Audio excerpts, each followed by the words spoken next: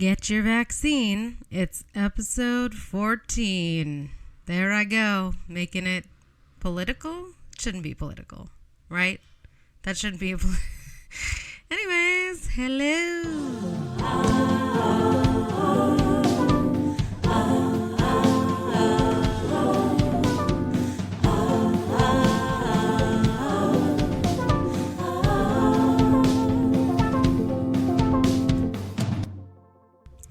Hello, and welcome back to my show.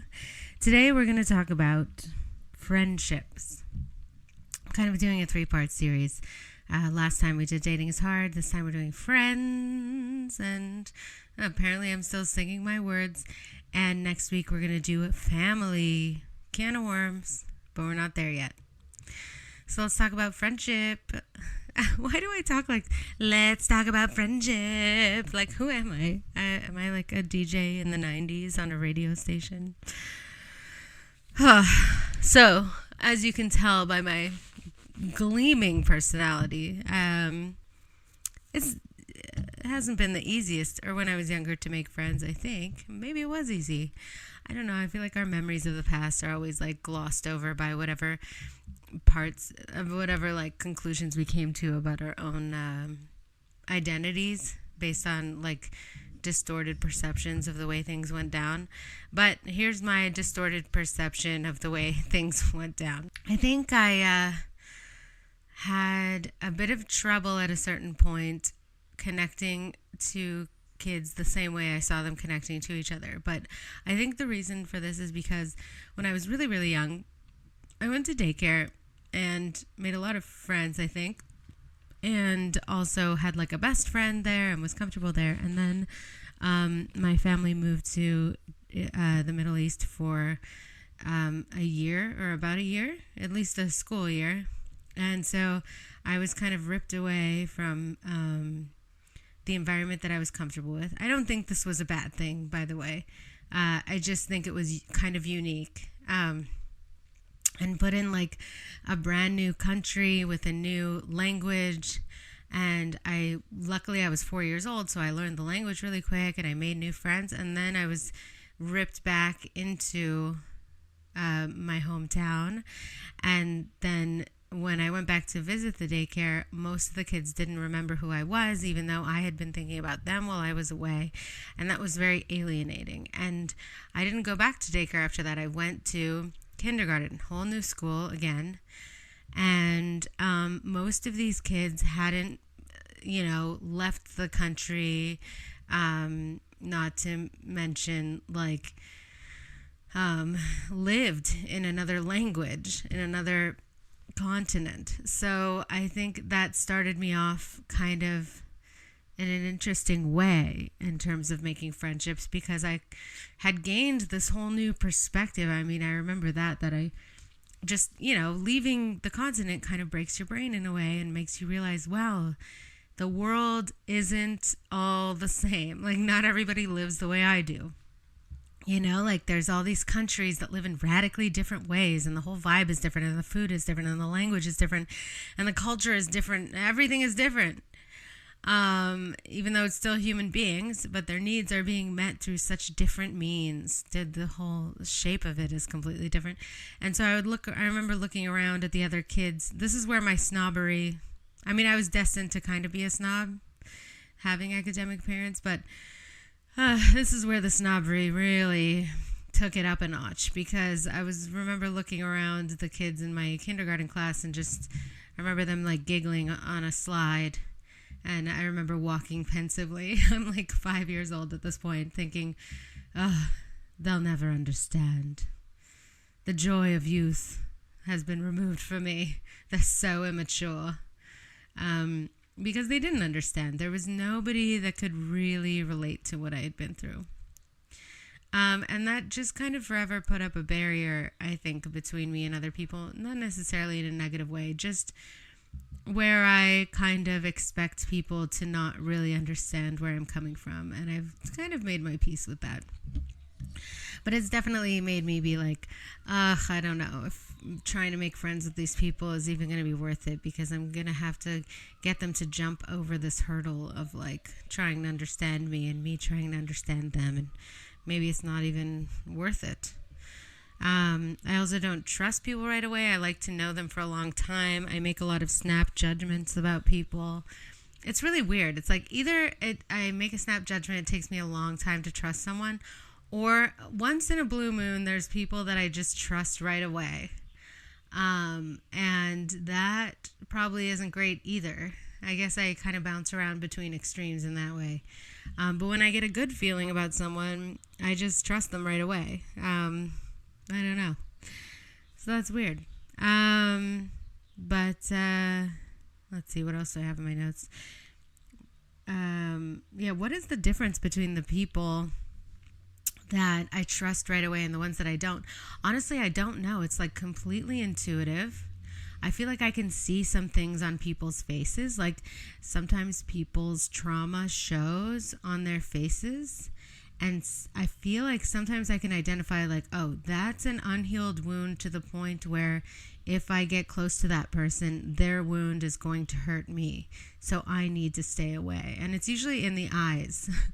I can see this like deep pain in their eyes and I'm like, uh-oh, I can't fix that. And also it's a little dangerous for me to be around, which is kind of fucked up survival of the fittest mentality. But yeah, we only have so much time and energy on our hands, and we can't be friends with everybody, can we? Some people seem like they can, and you know what? I don't understand those people. I don't know where they get the energy, and they always come across as kind of disingenuous to me. Because nobody just likes everybody that much all the time. It just seems dishonest. And those are the people I think I don't trust the most. The ones who are just, blandly nice in all situations and don't have opinions. Or I guess it's just hard for me to respect them. Cause I can't make out who they really are or what they think. And it seems like they're trying to manipulate the people around them by being just nice to everybody and friends with everybody just so they can get whatever it is that they like, the jobs that they want or something. And it's hard for me to respect that because in my value system, I guess I put relationships above the opportunities that they could provide. And that's probably led to a lot of lack of success in my life because we live in a society that just promotes the hell out of narcissistic sociopaths. And that's hard. I mean, that would be so hard to be that dishonest all day. I feel it's like, I'm not even like, oh, I'd be a bad person, but also it just looks exhausting. I feel like I'd be exhausted every day masking that hard, pretending to like every single person that I encountered. Not that I'm mean to people I don't like. I just keep my distance if I think it's going to be dangerous. But yeah, which leads to the question, what is a friend? What do we think a friend is? What are we looking for in a friend? To me, the best version of a friend is someone you can be your whole self around. You're comfortable. You can take off the stress. Like being around people you're not friends with, stressful. You need to kind of walk on eggshells a little bit, or at least I do. I shouldn't. I should not walk on eggshells for anybody, but you know what? I feel unsafe around people that I don't know that well. And that lack of trust adds a whole layer of stress and tension in my body. So like a good friend is somebody where I can take off that stress and just comfortably be myself, because I can trust that they're not going to react in a way that's going to wound me. Hopefully. Hopefully. I mean, I think at this point, the people that you've chosen, if you're choosing correctly, they shouldn't really be wounding you. So they're kind of like a safe space, and you are in turn a safe space for them to be their whole self, and you also will do your best not to wound them and make them feel loved and honored and respected. Isn't that a beautiful thing? And I have found it's kind of harder to make friends in LA than it was in Canada. And I don't know if it has something to do with the base level of a social democratic country that just kind of takes a little bit more care of its own. And the floor isn't just an endless, bottomless pit of despair. But sorry about all the noise in the background. I don't know if it has something to do with that. To me, I think maybe it does. But when I first moved here, and I mean especially in LA, people leave their whole families, their whole support system to go after a dream that's just completely their own, you know what I mean? So they've given up so much, so they're willing to do a lot to get what they want, meaning that they don't have allegiances to anybody. All the people that they were loyal to are the ones they left at home, and they come to LA and it's like a reality show. They are not here to make friends. Except for me, I came here to make friends, and it was hard. And it honestly, to make real friends, it takes years, because you kind of need that history and that level of comfort to develop that trust. So, I mean, if you've moved to a city recently, or you're an adult and you're finding it hard to reach out and make friends, just don't give up. It really does take longer than you want it to. But in the end, it's so worth it just to have that safe, comfortable place to love and be loved.